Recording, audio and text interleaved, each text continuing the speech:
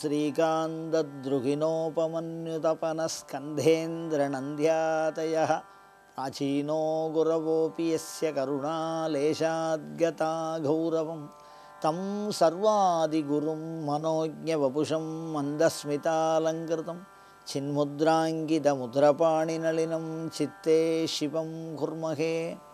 नमः सदसे नमः सदसस्पतये नमः सखीनां पुरोगानां चक्षुषे நமோ திவே நம பிருத்திவ்யை நமஹ. சங்கரா தொலைக்காட்சி நேயர்களுக்கு நமஸ்காரம். அபிராமி அந்தாதி என்கின்ற நிகழ்ச்சியின் வாயிலாக உங்களை சந்திப்பதில் பெருமகிழ்ச்சி அடைகிறேன். அபிராமி அந்தாதி விளக்க உரை நாம் ஒவ்வொரு தினமும் ஒவ்வொரு பாடலாக காண இருக்கிறோம். பொதுவாக ஒரு நூலுக்கு விளக்க உரை சொல்லுகிற பொழுது பாயிரம் என்று அழகாக சொல்லுவார்கள். இலக்கணத்திலே பாயிரம் என்று சொல்லுவார்கள். இந்த பாயிரம் என்றால் என்ன அப்படின்னா, ஒரு நூலோட பெயர் என்ன அப்படின்னு. இப்போ நம்ம பார்க்க போகிற இந்த நூலுடைய பெயர் அபிராமி அந்தாதி. அதுக்கு அடுத்தபடியாக என்ன அப்படின்னா, அந்த நூலை எழுதியவர் யார் அப்படின்னா, திருக்கடையூரில் அமிர்தலிங்க ஐயர் அப்படின்னு ஆலய பணியிலே ஈடுபட்டிருந்தவருடைய மகன் சுப்பிரமணிய ஐயர்னு பேர். அவர் தான் இந்த அபிராமி அந்தாதியை எழுதினார். சரி, நூலோட பேர் அபிராமி அந்தாதி, எழுதினவர் சுப்பிரமணிய ஐயர். இதுக்கு அடுத்தது, இந்த நூல் எந்த மொழியிலே அமைந்திருக்கிறது அப்படின்னா, வடமொழியும் தென்மொழியும் கலந்து அமைஞ்சிருக்கு. வடமொழி குறைவாக இருக்குது, தென்மொழி அதிகமாக இருக்குது. ஏன்? அபிராமி அந்தாதி தூய தமிழ் நூல் தானே, அதில் எதுக்கு ஒரு 40 விழுக்காடு வடமொழின்னு சொல்கிறேன் அப்படின்னா, சில வார்த்தைகளை அப்படியே அதில் பயன்படுத்தியிருக்கார். அபிராமி அந்தாதிங்கிறதே வட சொல். அதனால் அந்த ஒரு ஆகமங்களை பற்றியும் தத்துவங்களை பற்றியும் வழிபாடுகளை பற்றியும் பெரும்பாலான நூட்கள் வடமொழியிலே அமைந்திருப்பதால் அதை சார்ந்து இதற்கு விளக்கம் காண நாம் முற்படுகிறோம். அதனால் ஒரு 40 விழுக்காடுக்கு மேலே அவர் வடமொழி சம்பிரதாயத்தை இதில் பின்பற்றி இந்த பாடல் அமைந்திருக்கிறது. அதனால் மொழின்னு பார்க்குற பொழுது வடமொழி தென்மொழி அப்படின்னு எடுத்துக்கலாம். இந்த நூல் எப்படி அமைஞ்சிருக்கு அப்படின்னா, உரை நடையா செய்யுளா இல்லை இரண்டும் கலந்த நடையா அப்படின்னு பார்க்குற பொழுது செய்யுளா அமைஞ்சிருக்கு அப்படின்னு சொல்கிறோம்.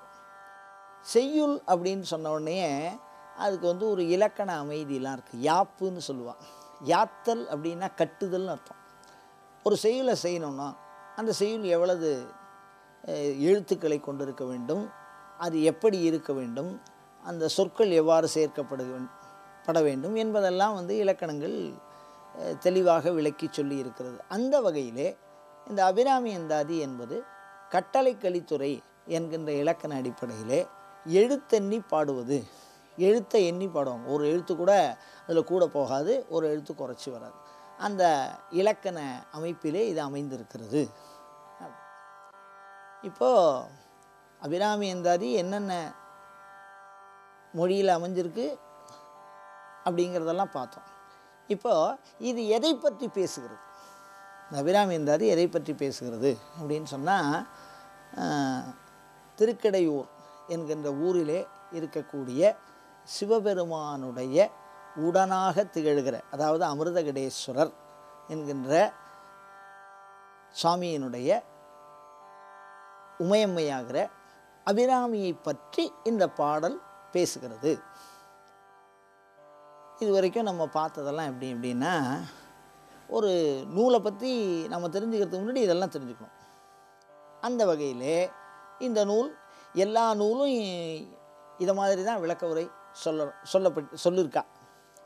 எப்படி சொல்லியிருக்கா அப்படின்னா, அந்த பேர், பாஷை, அதனுடைய யாரை பற்றி, எந்த இடத்துல, எந்த இலக்கண அமைப்பில் அது அமைஞ்சிருக்கு அப்படிங்கிறது வரைக்கும் நம்ம பார்த்துட்டோம். அந்த வகையில் இது அந்தாதி என்கின்ற ஒரு இலக்கண வகையில் சொல்லியிருக்கா. அந்தாதினா என்ன அப்படின்னா, ஒரு பாடல் ஆரம்பிக்கும், அதனுடைய முடிவினுடைய கடைசி பதத்தையோ எழுத்தையோ சொல்லையோ அசையோ சீரையோ வச்சு அடுத்த பாடல் ஆரம்பிப்பான். அந்த மாதிரி அந்தாதித்து பாடுற பாடலுக்கு அந்தாதின்னு சொல்கிறான். இப்போ பாருங்கள், உரிக்கின்ற செங்கதிர் உச்சி திலகம் உணர்வுடையோர் மதிக்கின்ற மாணிக்கம் மாதுளம்போது மலர்க்கமலை துதிக்கின்ற மின்கடி குங்குமத்தோயமன்ன விதிக்கின்ற மேனி அபிராமி எந்தன் விழுத்துணையே அப்படின்னு கடைசி சொல் துணையேன்னு முடியும். அடுத்த பாடலுடைய ஆரம்பம் பாருங்கள், துணையும் தொழும் தெய்வமும் பெற்றதாயும் சுருதிகளின் பனையும் கொழுந்தும் பதிகொண்ட வேரும் பனிமலர் பூங்கனையும் கையில் அணையும் திரிபுர சுந்தரியாவது அறிந்தனமே அப்படின்னு முடியும். அடுத்த பாடல் அறிந்தேன் எவரும் அறியாமறையே. அப்போ ஒரு பாடலுடைய இறுதி சொல் அசை சீர் எதுவாக இருந்தாலும் அது அடுத்த பாடலுக்கு ஆரம்பமாக அமையும்படி எழுதுகிற ஒரு அமைப்பு அந்தாதி. இந்த அந்தாதியினுடைய சிறப்பு என்ன அப்படின்னா, அந்த காலத்துலலாம் என்ன பண்ணியிருக்கான்னா செய்யுளாக தான் எல்லாத்தையும் அமைச்சிருக்கா. அதை வந்து சிஷ்யர்களுக்கு மனப்பாடமாக சொல்கிறதுக்காக இந்த மாதிரி செய்யுள்களாக வச்சுருக்கா. அதனால தான் வேதமே வந்து பார்த்திங்கன்னா ஒரு குறிப்பிட்ட யாப்பில் அமைஞ்சிருக்கும். அதை வந்து கரெக்டாக முடிக்கும் போதும் அதனுடைய எழுத்துக்கள் கரெக்டாக அமையும் போதும் ஒரு எழுத்து அதை விட்டு விலகினா கூட எங்கேயோ தப்பு நடந்திருக்குங்கிறத நம்ம கண்டுபிடிச்சிடலாம். அதுக்காக தான் இந்த மாதிரி பாடல்களை யாத்து, அதாவது ஒரு குறிப்பிட்ட அளவில் யாத்து செய்கிறது. அந்த வகையில் இந்த அந்தாதிங்கிறது ரொம்ப சிறப்பு. என்னென்னா, முதல் பாடல் முடியும் போதே அடுத்த பாடலுடைய துவக்கம் அதுலேருந்து வரும். பொருள் சார்ந்தும் இந்த அந்தாதியில் என்ன அப்படின்னு கேட்டேன்னா, ஒரு மணி தான் நம்ம ஞாபகம் வச்சுக்கணும். அந்தாதினா ஒரு ருத்ராட்ச மணி இருக்குதுன்னு வச்சுங்களேன். 108 கட்டின ஒரு ருத்ராட்ச மணி, இல்லை 101 கட்டின ஒரு ருத்ராட்ச மணி அப்படின்னு சொன்னால் ஞாபகம் வச்சுட்டா ஒரு ருத்ராட்சத்தினுடைய முடிவில் இன்னொரு ருத்ராட்சம் ஆரம்பிக்கும். அப்படியே சுற்றின்னு வந்து கடைசியில் மேருமணி அப்படின்னு நடுப்புற ஒரு பெரிய மணி வச்சுருப்பா. அந்த மாதிரி பாடல்களை மிக அழகாக கோர்த்துருக்கிறார். அதில் பயனை சொல்கிறார். காப்புக்காக கணபதியை வழிபாடு பண்ணியிருக்கார். 100 பாடல் இதில் இருக்குது. இந்த மாதிரி அந்தாதி வகையில் பாடியிருக்காங்க. அப்படி இந்த அபிராமி அந்தாதி எந்த சூழலில் பாடப்பட்டது அப்படின்னு சொன்னால், இப்போ அந்த மாதிரி ஒரு ஜபம் பண்ணி அம்பாளுடைய திருவடி ஒருத்தர் தலைமையில் பட்டுருச்சு அப்படின்னு சொன்னால் அவளுடைய நடவுட பாவனையெல்லாம் எப்படி ஆகிடும் அப்படின்னா, சாமானிய மனிதனிடலிருந்து சற்று மாறுபடுவார்கள். அப்படி மாறுபடுகிற பொழுது இயல்பாக வாழுகிற மக்களை விட வெகு தூரத்திற்கு சென்று விடுவார்கள். அந்த நேரத்தில் தான் அவரை பற்றி ஒரு தவறான செய்தி வருது. நாம் சொல்கிறத கேட்க மாட்டார், அப்படியே தியானத்திலே இருப்பார், அப்படியே வந்து மசமசன்னு இருப்பார், எதுவுமே வந்து நம்ம சொல்கிறது அவளுக்கு புரியாது அப்படிங்கிற மாதிரி அந்த மாதிரி விஷயத்தில் தான் அவர் சொன்னது. ஆனால் சாக்ஷாத் அம்பாளுடைய அனுகிரகம் அவருக்கு இருக்குது. அப்படி இருக்கிற பொழுது அவள் புரிய வைக்கணும்னு நினச்சால் அந்த அபிராமி பட்டர் அபிராமியினுடைய அருளை வந்து தெளிவாக சரபோஜி மன்னருக்கு புரிய வைக்கிறார். இந்த மாதிரி இருக்குது, இந்த மாதிரி பலன்னு. அவரும் ஒன்றும் சாதாரணமாலாம் ஒத்துக்கலை. அவர் பரிசோதனை பண்ணி தான் அதை சொல்கிறார். இவருக்கு எல்லா ஒத்தாசையும் பண்ணி கொடுங்கோ, அவருக்கு சித்தியாகிறதுக்கு உண்டான பக்குவம். ஏன்னா ராஜாவுக்கு சாஸ்திர பாடம் உண்டு, எல்லா பாடமும். அந்தணர்களை தண்டிக்கிற உரிமை வருகிற பொழுது ராஜாவுக்கு மந்திர சித்தி எப்படி அடையிறது, மந்திர சித்தி அடைஞ்சால் என்னென்ன மாற்றங்கள் ஏற்படும், அதனால் என்னென்ன சிறப்புகள் வரும் அப்படின்னு அந்த வகையில் அபிராமி பட்டர் தான் மனசுக்குள்ளேயே வச்சு வழிபாடு பண்ணின அந்த அபிராமியினுடைய அருளை அபிராமியே வெளியில் கொண்டு வரணும்னு நினைக்கிறா. அப்படி வெளியில் கொண்டு வரும்போது அதற்கான சூழலை அமைத்து கொடுக்கிறாள்.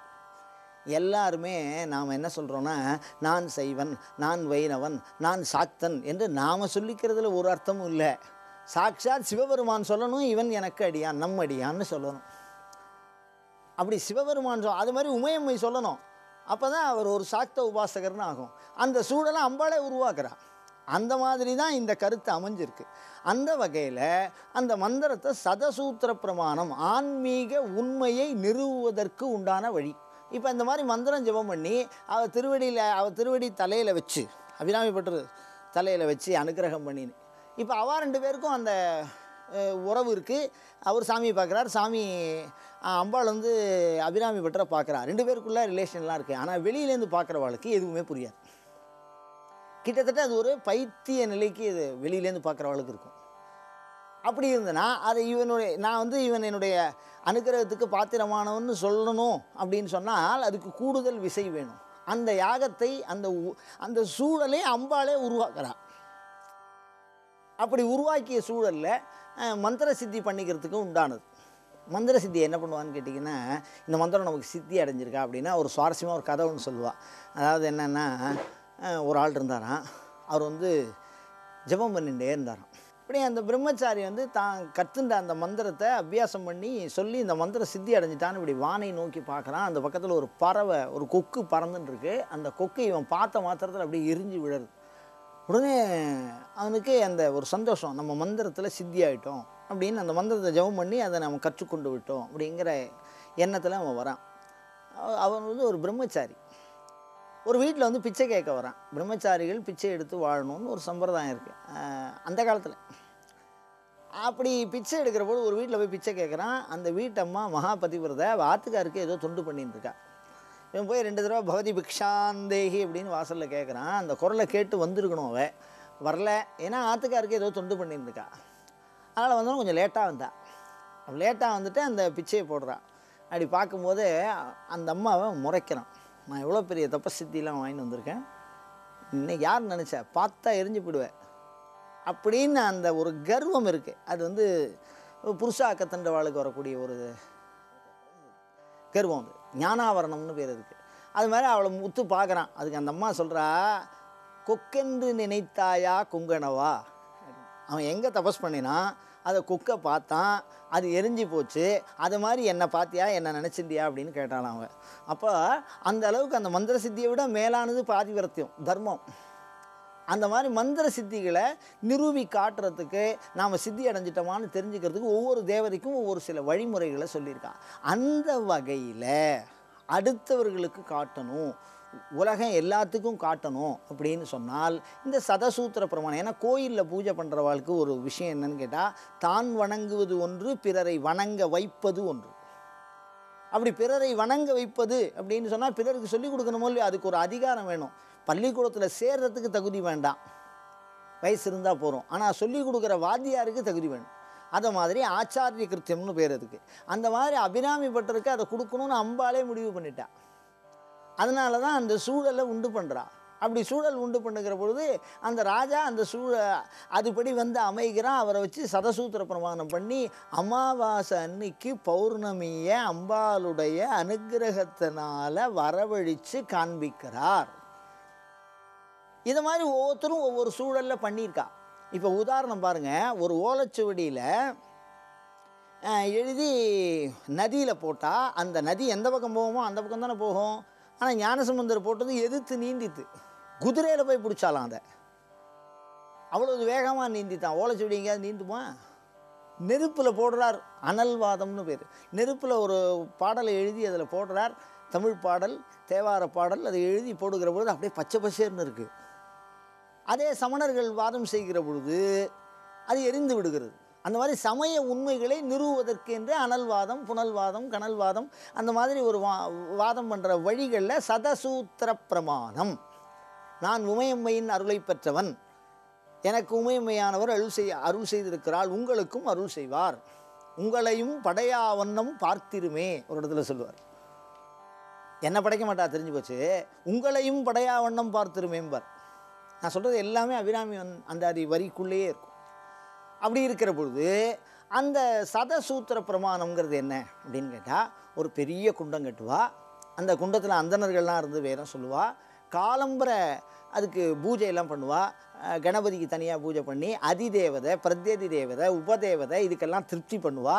இதெல்லாம் பூஜை முடிச்சுட்டு கடைசியில் தான் அந்த உரி மேலே ஏறி அதில் பாடல் பாடணும். அந்த பாடல் புதுசாக இருக்கணும்.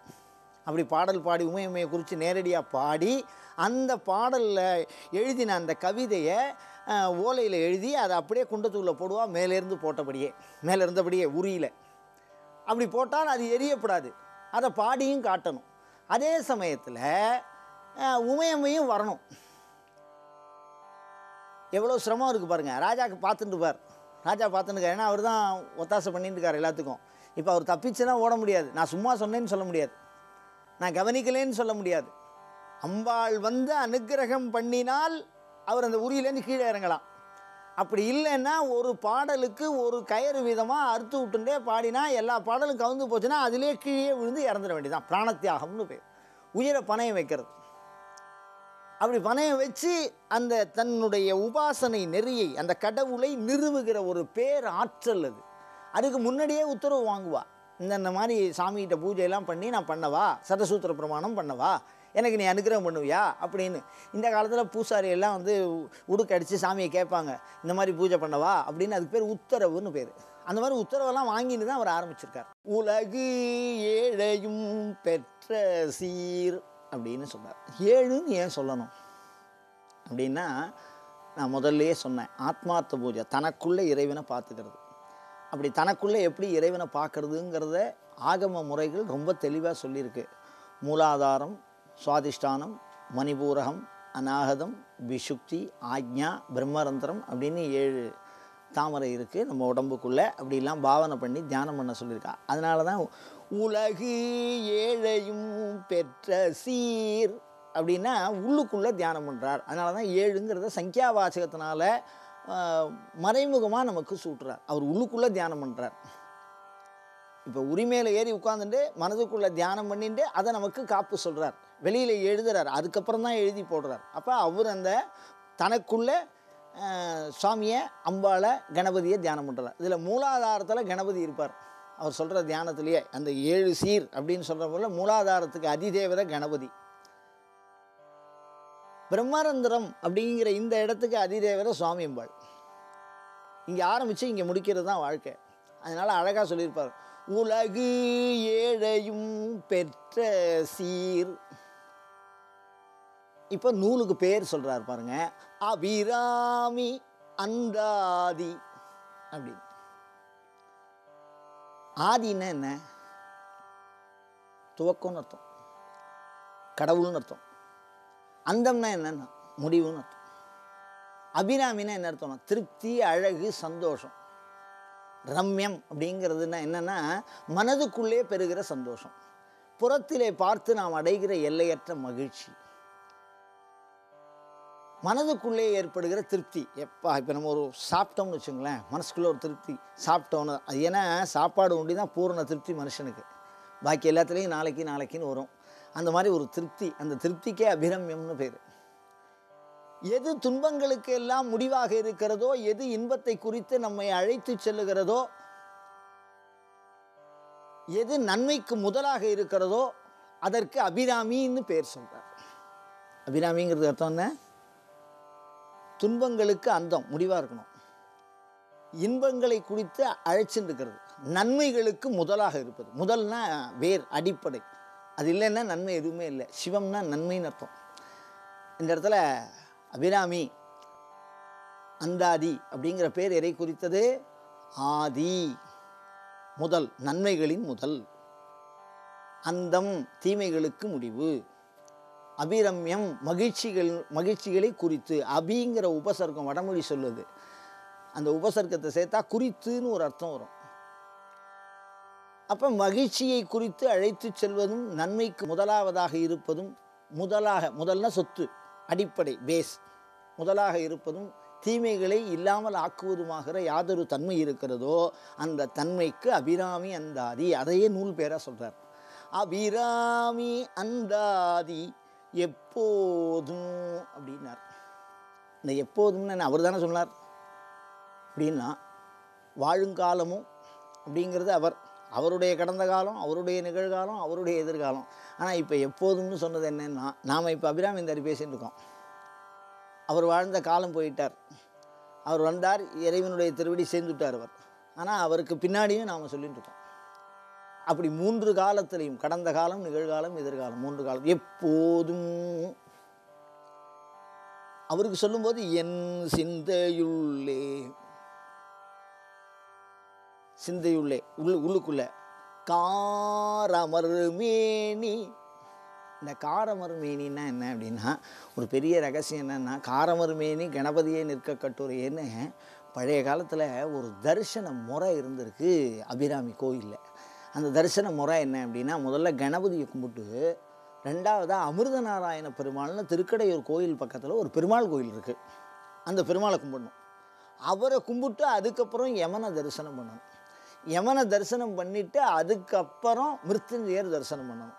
அதுக்கப்புறம் அபிராமியை தரிசனம் பண்ணணும். அதுக்கப்புறம் தான் அமிர்தகடேஸ்வரரை தரிசனம் பண்ணணும். இது வந்து தரிசன விதி, திருக்கடையூரில் உள்ள தரிசன முறை இது. இந்த மாதிரி தரிசனம் பண்ணினா என்ன ஆகும்னா, யமனை தரிசனம் பண்ணுறதுனால துன்பங்கள் நீங்கும், அம்பாளை தரிசனம் பண்ணுறதுனால சந்தோஷம் பெருகும், பெருமாளை தரிசனம் பண்ணுறதுனால ஞானம் வரும், சிவனை தரிசனம் பண்ணுவதனால நிரந்தரமான நன்மை, ஆற்றல், அனுபவம் கிடைக்கும். இந்த மாதிரி ஒவ்வொன்றுத்துக்கும் ஒவ்வொரு பலன் சொல்லியிருக்கா. ஒவ்வொரு கோயில் இப்படி சுற்றணும், இப்போ சோமசூத்திர பிரதட்சணம் இப்படி சுற்றணும் அப்படின்னு சொல்லியிருக்கா. இப்படி சுற்றப்படாது, நவகிரகத்தை சுற்றும் போது இப்படி தான் சுற்றணும். அது மாதிரி திருக்கடையூர் தரிசன விதியில் காரமர் மேனி அப்படிங்கிறது யாரை குறிக்கும்னா அமிர்த நாராயண பெருமாளை குறிக்கும். கணபதிங்கிற வார்த்தை கணபதியை குறிக்கும். கணபதியே. இந்த காரமர் அப்படிங்கிற வார்த்தையில் இன்னொரு சிறப்பு என்ன அப்படின்னா, காரமர் மேனி கணபதியே நிற்க கட்டுரையே அப்படின்னு சொல்கிறார். இந்த காரமர் மேனி அப்படிங்கிறது பெருமாளை குறித்ததோட மாத்திரம் இல்லாமல் எதிர்த்து நின்று சண்டை போடுற யமனையும் குறிக்கும். அவனும் கண்ணங்கரேன்னு இருப்பான். கரியன் அப்படின்னா யமனுக்கு ஒரு பேர் இருக்குது, சாட்சின்னு. அது வடமொழியும் தென்மொழியும் என்ன பண்ணுவார்னா, இவர் சில நேரங்களில் வடமொழி சொல்ல அப்படியே பயன்படுத்துவார், சில நேரங்களில் அதனுடைய சரியான தமிழ் மொழி பெயர்ப்பை சொல்லியிருப்பார். கிருத்திவாசன் ஒரு சாமி, கரி உரி போர்த்த செஞ்சேவகன் தெளிவாக இருப்பார். கரின யானை, உரின தோல் மேலே போட்டுருக்க அப்படின்னு கிருத்திவாசன். சில இடங்களில் பைரவி பஞ்சமி, பைரவி அப்படியே வடமொழி சொல்ல அப்படியே போட்டிருப்பார்.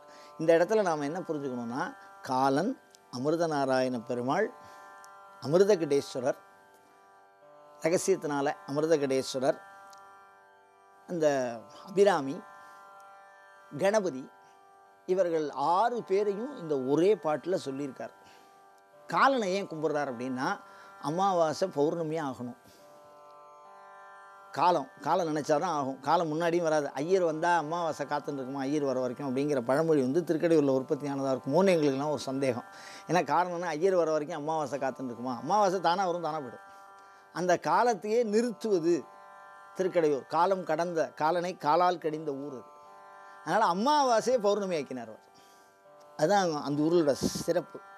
அப்போ நிலவு வரத்துக்காக அவர் பிரார்த்தனை பண்ணியிருக்கார், காப்பு பண்ணியிருக்கார். இந்த அபிராமி அந்தாதி பாடி வரணும். அவர் சொல்கிற அந்த பாடலை அது யார் பாடினாலும், அந்த பாடலை தனக்கு பின்னாடி யார் பாடினாலும் அவளுக்கு பூரணமாக அபிராமி அனுகிரகம் பண்ணணும்.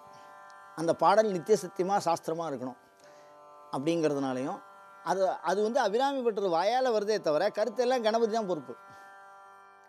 அதுக்கு உண்டான சாட்சி கீழே இருக்கிற அக்னி சிவபெருமான். முன்னாடி அம்பாள் வந்து தாடகத்தை தூக்கி போட்டிருக்கா.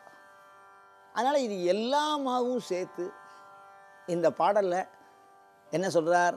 தாரமரு கொன்றை மாலை, செண்பக மாலை, செண்பகப்பூனுடைய மாலை சாத்தும் தில்லை ஊரர். ரகசியத்துக்கு அதை சாத்துறது 2 பேரும் ஒன்றா இருக்கான்னு அர்த்தம். தில்லை ஊரர் தம்பாகத்து உமை மைந்தனே, அம்மாவனுடைய பையன் உமை மைந்தனே, உலகு 7 பெற்ற சீர் அபிராமி. அந்தர்முகமாக தியானம் பண்ணுறதுனால 7 உலகங்கள்னு வெளியில் சொன்னால் 7 உலகமும் பிரசித்தமாகுது அப்படிங்கிறத அர்த்தம் வரலாம். ஆனாலும் இவர் சொல்கிறது ஆத்மார்த்த பூஜை தான் சொல்கிறார் உள்ளுக்குள்ளே. ஏன்னா ரகசிய தியானம் பண்ணுறதுனால இது முழுக்க உபாசன முறையை தமிழாக்கம் பண்ணுறதுக்கு அவர் முயற்சி பண்ணியிருக்கார். சீர் அபிராமி அந்தாதின் நூலோட பேரை சொல்கிறார். எப்போதும் என் சிந்தையுள்ளே, எப்பொழுதுமே என்னுடைய சிந்தைக்குள்ளேயே இருக்கணும் அப்படின்னார். அபிராமி அந்தாதி சிந்தனைக்குள்ளே இருக்கணும்னா அபிராமி அந்தாதி ஸ்தோத்திரம் இல்லை. அந்த ஸ்தோத்திரங்கிறது என்ன அப்படின்னா அபிராமியினுடைய மூச்சு. அபிராமி அந்தாதி பாடினால் அபிராமியினுடைய மூச்சு காற்று நம்ம மேலே படுறதுன்னு அர்த்தம். அப்படி புரிஞ்சுக்கணும். ஏன் அப்படின்னார், அமிர்தகடேஸ்வரர் தனியாக இருந்தார். மகாவிஷ்ணு என்ன பண்ணார்? தன்னுடைய நகையெல்லாம் கழட்டி வச்சு அதில் உற்பத்தி பண்ணார் அபிராமியை அப்படின்னு தலப்புராணம் சொல்கிறது. அப்போ அம்பாள் யார் அப்படின்னா நகை ஆபரண நாயகின்னு ஒரு பேர் அவளுக்கு, மகாவிஷ்ணுடைய நகை. அதனால தான் இன்னொரு பாட்டில் சொல்லுவார் நகையே அப்படிம்பார். நகைன்னே கூப்பிடுவார். அந்த மாதிரி அபிராமிந்தாரி பாடினத்துக்காக தன்னுடைய உயிரான அந்த நகையை தூக்கி வீசுகிறார். மற்ற கோயில் நகைக்கும் அபிராமியில் சொல்லக்கூடிய அந்த தாடகத்துக்கும் வித்தியாசம் இருக்குது. ஏன்னா அபிராமியினுடைய மூச்சு காற்றுறது. அதனால் அபிராமி அந்தாதி என்பது உமையமையனுடைய மூச்சுக்காற்று. எப்படி வேதம் வந்து பரமேஸ்வரனுடைய வாக்கோ, எஸ்ஏ நிஸ்வாசோ வேதா எப்படி மூச்சோ அதே மாதிரி அபிராமி அந்தாதியை பாடுகிறோம் என்று சொன்னால் அபிராமியை தீண்டுகிறோம் என்பதாக கூறி தொடர்ந்து நாளைய தினம் சிந்திப்போம் என்று கூறுகிறோம். தாரமரு கொன்றையும் செண்பகமாலையும் சாத்தும் தில்லை ஊரரு தம்பாகத்து உமை மைந்தனே உலகு ஏழும் பெற்ற சீர் அபிராமி அந்தாதி எப்போதும் என் சிந்தையுள்ளே காரமர் மேனி கணபதியே காரமர் மேனி கணபதியே நிற்க கட்டுரையே.